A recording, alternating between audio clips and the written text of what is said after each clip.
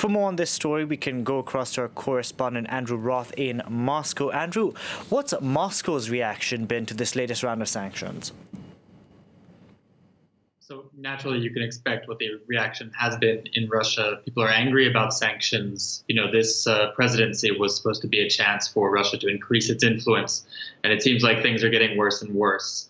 You do get a sense that there's a kind of two-track system, though. The Russians seem to, while they're angry at the United States, they want to kind of preserve their relationship with Trump. And Trump doesn't seem against preserving his relationship with Moscow either. So what we're hearing is that there are attempts behind the scenes for the U.S. to say, we're forced by law to do this based on the use of a chemical weapon that's been confirmed. But we don't really mean it. We'd like to limit the fallout as much as we can.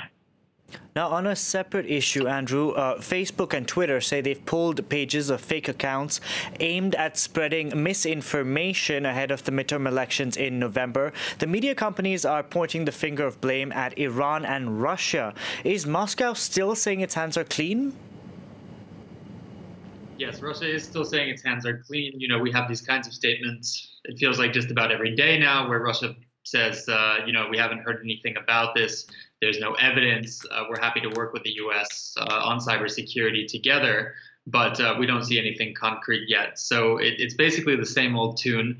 One thing I would note is that there was a Pew poll yesterday that showed that when Putin says things like and we weren't involved in hacking in the U.S. elections, more than 70% of Russians agree with him.